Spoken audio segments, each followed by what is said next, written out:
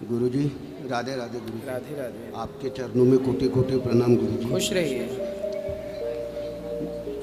मैं बहुत दुखी हूँ माँ गुरुजी। आप बहुत दुखी हैं? जी गुरुजी। किससे? परिवार को और पूरा घर छोड़ के और परिवार को छोड़ के आ गया हूँ गुरुजी। परिवार को छोड़ के आ गए? जी गुरुजी, पूरे त्याग कर आया हूँ गुरुजी। पत्नी को भी?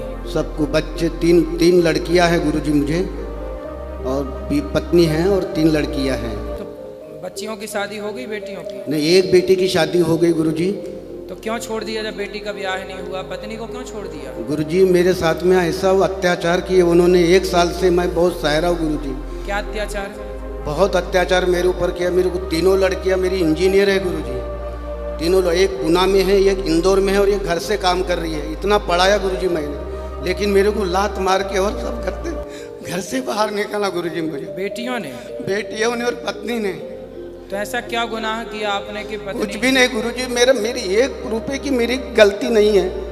मेरे पत्नी ने केवल मेरे सामने, मेरे पत्नी ने गलत व्यवहार किया सामने वाले के साथ।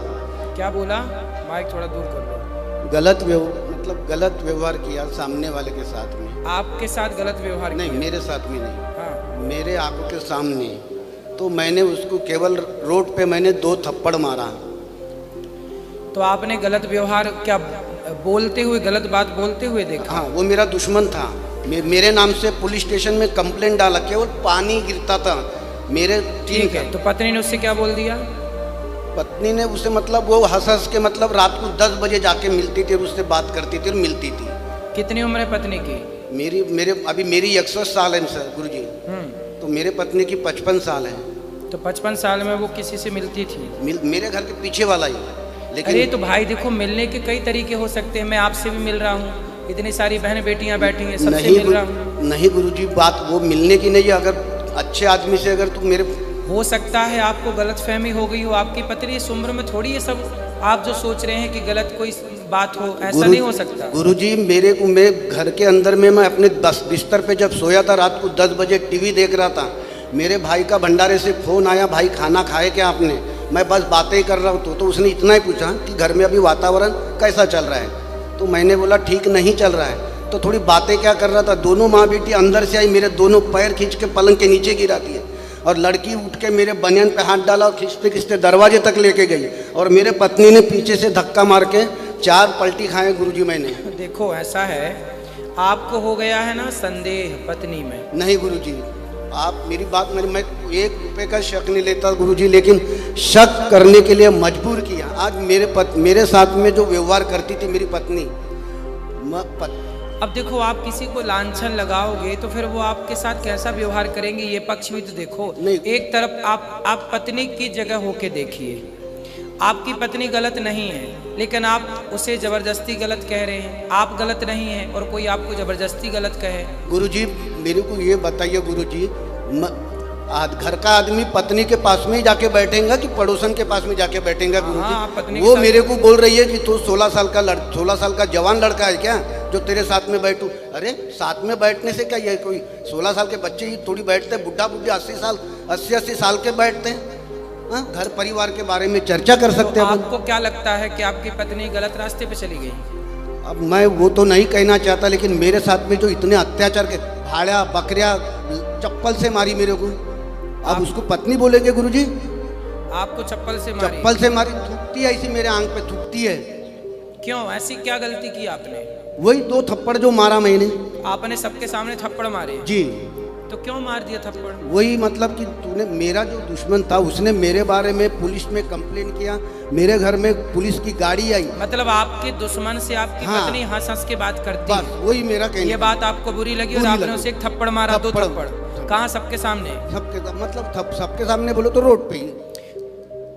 तो देखो, हंसने के और भी कारण हो सकते हैं गुरुजी। मेरा कहने का मतलब वो नहीं था, और भी तेरे से बात करने के लिए और भी लोग हैं, बस्ती के पूरे लोग हैं। हो सकता है वो किसी और बात पे हंस रही हैं और आपने हंसते देखा कि उसे देख के हंस रही हैं। गुरुजी वो आदमी को मैं पहचान अच्छे तरह से जानता हूँ। मेरे घर के पीछे ही रहता था। उसकी औरत 6 महीना 7 महीने से डिवोर्स लेके चली गई थी। वो अकेला बिल्कुल नंदी जैसा घूम रहा था। अच्छा। और उसकी चिकन की और गुटखे की दुकान थी उसकी चौक में। वो चौक में जाके मिलती है उसको। तो आपने उसको रोका, पत्नी को रोका नहीं आपने? समझाया जा सकता गुरुजी? केवल मुंह से अच्छे तरह से 2-3 बार समझाए, मतलब तू अभी भी समझ जा, अभी भी समझ जा। अपनी जान जवान 3 बेटियां हैं, समाज में क्या संदेश जाएगा अपना? परिवार में, रिश्तेदारी में क्या समाज ये जाएगा संदेश? लेकिन ये बातें देखो घर में बैठ के कर लेते, पत्नी गलत नहीं है, फिर भी आपको गुरुजी हो सकता आपकी शक कथा, हो गया हो, संदेह है। आपकी कथा मैं 1 साल से सुन रहा हूँ, आपकी कथा पत्नी आपकी सुनती है कथा? वो आपकी भी सुनती है, और सबसे ज़्यादा तो प्रदीप मिश्रा जी की कथा सुनती है, और शिव जी की इतनी पूजा करते। तो मैंने उसको यही बोला, तू 2 घंटे जाके मंदिर में पूजा करती है, अरे तेरी नीयत अगर अच्छी है तो तू दासी है, और तेरी सोच अगर अच्छी है तो घर में ही मथुरा खाती है, लेकिन तेरा मन साफ नहीं है तो मंदिर में जाके कोई मतलब नहीं है। आपने ऐसा क्यों कह रहे हो कि मन साफ नहीं है? आप केवल कहने के, देखने के, देखो कई बार जो देखा जाता है ना वो गलत होता है, कई बार आंखों देखी भी गलत होती है। पत्नी को आप लांछन लगा रहे हैं, कह रहे हैं, हो सकता है आप जो आरोप लगा रहे हो वो आप गलत लगा रहे हो। नहीं, मैं लांछन उसको ये नहीं कह रहा हूँ, मैं उसको ये नहीं कह रहा हूँ कि अच्छा ये कहने के बाद में उसने मेरे को डायरेक्ट क्या बोला उसने, अभी ये बता नहीं सकता गुरुजी। मैं यहाँ सब मेरी माताएं बहना बैठी है, ये बता नहीं सकता ये शब्द उसने मेरे को बोला। वो आदमी से मैं क्यों बात किया करके बोला ना, उसके ऊपर में उसने ऐसे वर्ड बोला कि मैं बता नहीं सकता। तो फिर ये बोलने की जरूरत ही नहीं। ऐसा है, देखो गुस्से में आपने 2 थप्पड़ मारे जी, तो गुस्से में उसने भी कुछ कह दिया। अरे गुस्से में कई बातें रियल नहीं होती, असली नहीं होती। लेकिन गुरुजी 1 साल से वो बात को तो 1 साल हो गया, उसको तो मैं पूरा इग्नोर कर दिया, वो बातों को तो मैंने इग्नोर कर दिया। तो घर छोड़ के आने की क्या जरूरत थी? अब इतना 4 महीने से मैं खुद सवेरे अपने हाथ से रोटी बना के, टिफिन बना के ड्यूटी जाता था। मैं ड्राइवर हूँ गुरुजी, मैं नितिन गडकरी साहब के कंपनी में बेला में पावर प्लांट में मैं बस चलाता हूँ, स्टॉप बस चलाता हूँ, 50 सीटर बस चलाता हूँ गुरुजी मैं। वो पत्नी क्या करती हैं आपकी? पत्नी हाउस वाइफ है। और बच्चियां आपकी? एक बेटी साथ में रहती है, वो भी इंजीनियर है, वो घर से वो। तो कोई बेटी आपके पक्ष में खड़ी नहीं हुई? कोरोना तक के उन्होंने बेटी ने भी मेरी सेवा बहुत किया, लेकिन कोरोना के बाद में ऐसा क्या हुआ, ऐसा कौन सा जहर दे दिया उनको बेटी को कि वो तीनों उसके तरफ से हो गई। मेरे को ना मर्द बोल दी वो छोटे लड़की ने, ना मर्द बोल दी उसने, क्या बोलते उसको, छक्का बोल दी मेरे को उसने, बेटी ने। अब वो कहाँ से आ गई वो, जब मैं छक्का हूँ।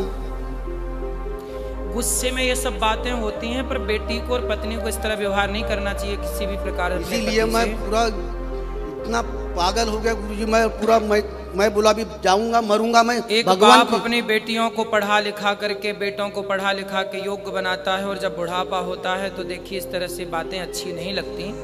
हर व्यक्ति का दिल दुखता है, हर बाप का दिल दुखता है। मैं और आप कोई भी क्यों ना हो, मुझे भी कोई कुछ कहे, आपको भी कोई कुछ कहे, तो दिल तो सबका ही दुखता है। किसी का दिल नहीं दुखाना चाहिए। सब प्रकार से सबको एक दूसरे की राजी मर्जी से रहना चाहिए घर परिवार में। बस पत्नी और पति की कोई बात है ना, तो बच्चों को उसमें कभी नहीं बोलना चाहिए। हाँ, यही मेरा कहने का मतलब गुरुजी था। पति और पत्नी की बातों में, पति पत्नी आज गलत हैं, हो सकता कल सुधर जाएं, कल उनके रिश्ते सही हो जाएं। लड़ाई झगड़ा सबके घर होती है, पर बच्चों को उसमें बिल्कुल नहीं बोलना चाहिए, क्योंकि बच्चे बोलेंगे तो बच्चों का बोलना बहुत गलत चला जाएगा। इसलिए माँ बाप की लड़ाई में, पति पत्नी की लड़ाई में कोई तीसरा कोई ना बोले, चाहे वो खुद की बेटी या खुद का बेटा ही क्यों ना हो। अभी 15 दिन पहले मेरी नातन मेरे पास में रहती, बड़ी बेटी की बेटी, जवाई मेरा कोरोना में चले गया गुरुजी, तो बड़ी बेटी ये इंदौर में कंपनी में जॉब करती है, तो नातन को हमारे पास में रहती स्कूल जाने के लिए। अब नातन छोटी 11 साल की नातन है, उसके साथ में कैसा व्यवहार करना चाहिए, वो तो उसकी नानी लगती है ना, तो नानी ने अपनी बच्ची के साथ में कैसा रहना चाहिए। उसके साथ में ऐसा काली डोमली बोलती है उसको। क्या बोलती है वो? मतलब थोड़ी सावली है तो काली डोमली बोलती है। अब ये बोलना उचित है वो नातन को? काली लोमड़ी? हाँ।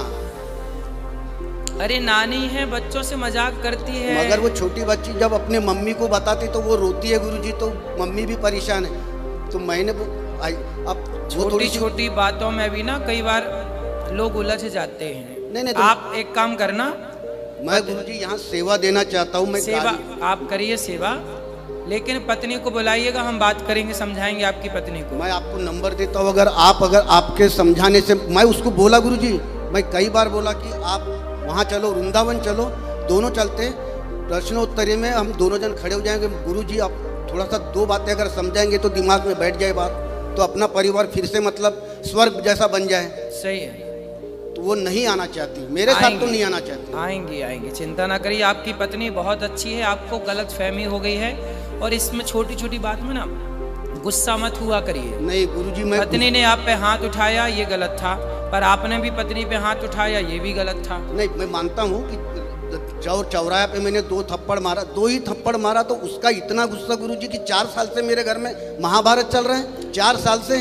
अरे भगवान, तो आग तो आपने लगा दी ना थप्पड़ मार के। पत्नी को इतना गंभीर नहीं लेना चाहिए, घर घर की बातें हैं। आप पत्नी आपको ये बोली होगी कि आप कमरे में मारते, घर के अंदर मारते, आपने सबके बीच में मार दिया। ये बातें तो मैं खुद पत्नी से बोलता हूँ, ये बातें मैं खुद पत्नी से बोलता हूँ। तो आपने सॉरी नहीं बोला पत्नी को? बोल दिया था, कान पकड़ लिया, सॉरी बोल दिया, और क्या क्या बताओ कि ये भी नहीं बोल दिया कि तू दे मेरे को। फिर पत्नी ने आपको माफ नहीं किया? नहीं किया। मैंने बोला जो पनिशमेंट मेरे को देना है तू दे दे, मैं तेरा पनिशमेंट मैं भोगने के लिए तैयार हूँ, लेकिन नहीं। तो पत्नी ने कोई पनिशमेंट ना दे के फिर आपकी धुलाई शुरू कर दी? धुलाई शुरू। और मेरे को उसने यही बोली कि जितने लोगों के सामने तूने मेरे को मारा, उतने ही लोगों के सामने मैं तेरे को 4 चाटा मारूंगी, तब मैं तेरे को माफ करूंगी। अच्छा। तो मैंने उसके लिए भी तैयार हो गया। मैं बोला चल मैं तैयार हूँ, मार दे चाटा, 4 चाटा मार दे। तो पत्नी ने मारा आपको? मारा, 4 चाटा मारा लोगों के सामने। 2 के बदले 4 चाटा मारा उसने। मैं तो 2 ही मारा था, लेकिन उसने 4 मारा। ठीक है, मैं बोला ये भगवान ऐसी पत्नी दुश्मन को ना मिले। फिर आप बताइए गुरुजी, फिर आप बताइए मैं कैसा सहन कर रहा और करूँगा। इसीलिए मैं सब छोड़ के आया, मैं सब छोड़ के आया। मैं बोला भगवान की शरण में जाके मरूंगा, मगर आपके पैरों के नीचे नहीं मरूंगा। आपने क्षमा मांग ली तो पत्नी को क्षमा कर देना चाहिए था, लेकिन पत्नी ने भी आपको थप्पड़ मारे। चलो थप्पड़ मार के तो क्षमा कर दे कम से कम महारानी। उसके बाद में भी नहीं। लो, अब और क्या चाहती है फिर? पता नहीं वो क्या चाहती है मेरे को सब, इसीलिए तो मैं आपको अब बोल रहा 4 थप्पड़ मार ली, अब क्या चाहती है? उसके अब तो हिसाब बराबर हो गया। और बार बार वो अपने भाई को और अपने माँ को फोन करते रहती, बार बार क्या करना इसका, क्या नहीं करना। भाई लोग दिमाग देते रहते इसको। चलो आप भगवान की शरण में हैं, खूब भजन करो भगवान का, और अब पत्नी और बच्चों से, परिवार से मोह कम कर लो। नहीं, मैं तो जाना ही, मैं गुरुजी मैं उनसे सब छोड़ दिया, मोह माया छोड़ दिया। ये सब संसार झूठा है गुरुजी, सब झूठा है, सब झूठी माया है, कुछ नहीं रखा। जब तक पैसा है तब तक साथ है, जहाँ पैसा नहीं है साथ छोड़ दिए। झूठी माया है गुरुजी ये सब। सोचिए, इतना ज्ञान पत्नी के 4 थप्पड़ खा के आए।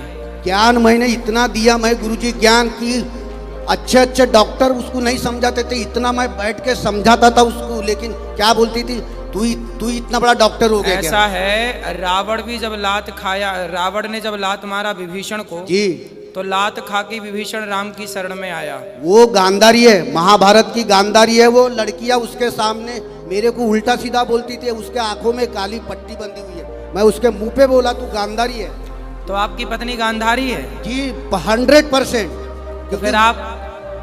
नहीं, मैं तो राम हूँ गुरुजी, मैं तो राम हूँ। नहीं, मेरे जैसा पति उसको शायद ही मिले कोई जो इतना, मैं प्राइवेट नौकरी करके 10,000 रुपए की नौकरी पाकर। चलिए, मैं आपका दर्द, आपकी तकलीफ, मैं आपका दर्द, आपकी तकलीफ समझता हूँ, पर मेरी सलाह आपको ये है कि पत्नी और बच्चों को माफ करके वो आपको माफ करें, आप उन्हें माफ करें, प्रेम से रहो। एक तो ये रास्ता है कि आप दोनों पति पत्नी और बच्चों के साथ आप प्रेम से रहो। दूसरा, आपके पास ये रास्ता है कि यथार्थ में जो आप कह रहे हैं वही सत्य है कि एक भगवान के सिवा आपका कोई नहीं है, तो पूर्ण रूप से आत्मसमर्पण कर दो भगवान श्री हरि के चरणों में, श्रीमन नारायण के चरणों में, और भगवान के बन करके रहो। बिल्कुल गुरुजी, मैं भगवान के ही शरण में रहूंगा और भगवान का बनकर ही रहूंगा।